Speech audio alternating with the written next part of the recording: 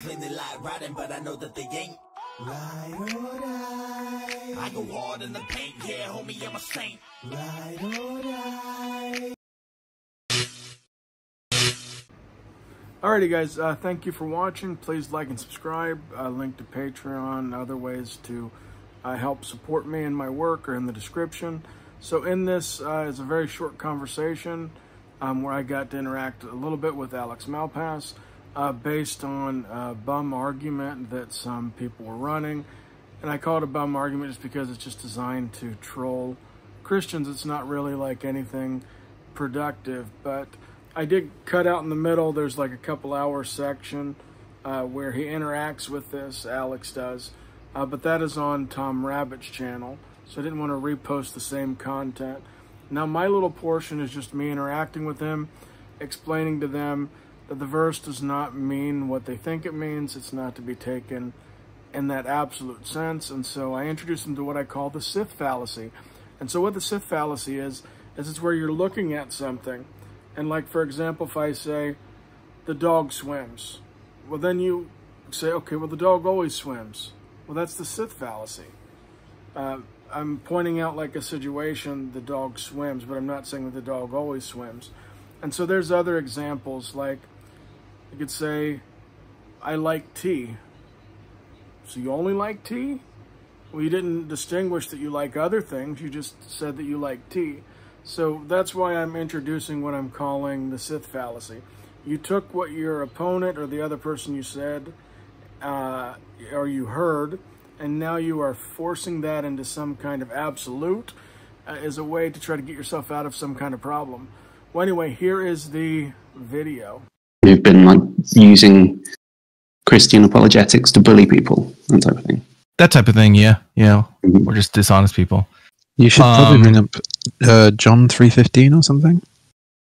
Yeah, that one is a little more interesting. So John 3:15 says something like, if you hate your brother, you are a murderer, and you know that no murderer has everlasting life. So the argument was made that under a Calvinist view, and someone who would say, I am an elect, which means that I'm like destined to become a Christian, and they know that they have everlasting life. If a person knows that they have everlasting life and they hate another person, it's not possible for someone who has everlasting life to hate a brother. And if the person who is hating knows that they have everlasting life, then they'll know that that other person doesn't have everlasting life. Does that make sense? Doesn't follow that that other person actually isn't their brother. I thought that's what you were going to say. Does it follow that they're not their brother? Well, what does the verse say? Yeah. It says everyone who hates his brother is a murderer, and you know that no murderer has eternal life abiding in him.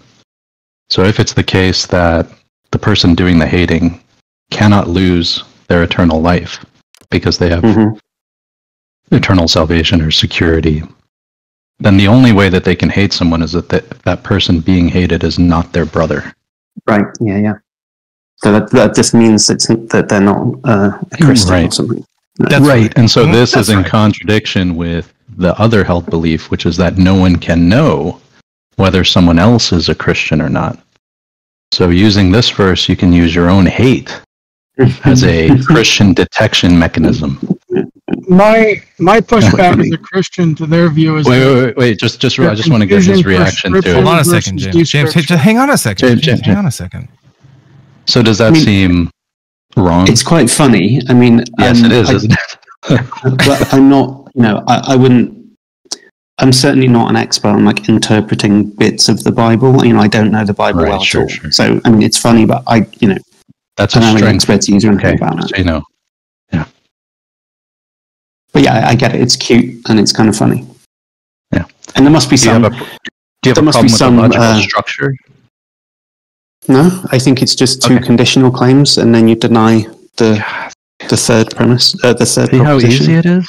That's right. It's so easy when you're not motivated. You would love to hear the apologetic for it. I'm sure. I don't know if John Lee would like to render it himself, or if he would like me to attempt to butcher it. Real quick, the apologetic is we keep telling you guys you're confusing descriptive with prescriptive. So, and telling you to do a certain action is telling you consequences. If they didn't think that you could do those actions, then it wouldn't be there.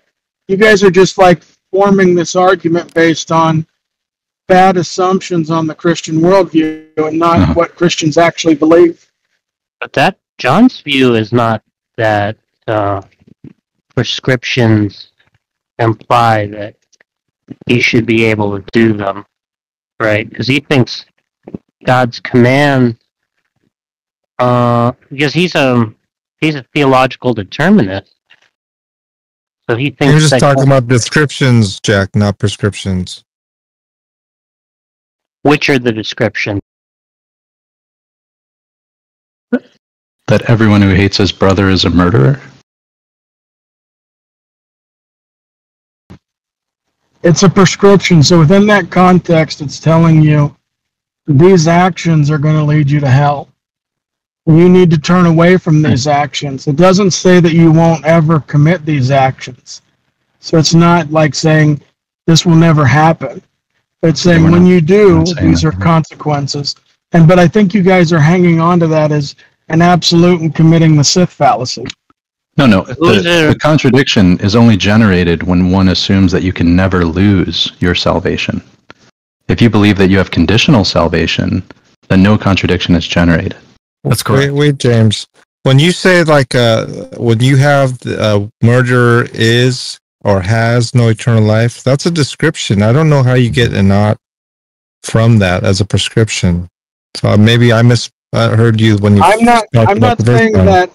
not saying that individual statement is. I'm just trying to contextualize it better for these guys, because they're taking it as an absolute, meaning that you're not going to do this under any circumstance, or you're not a Christian. So I'm trying to give them the spirit of the context of all those verses together, and not just the eisegesis, or I'm trying to get an eisegesis instead of the exegesis part. I go hard in the paint, yeah, homie, I'm a saint. Ride or die.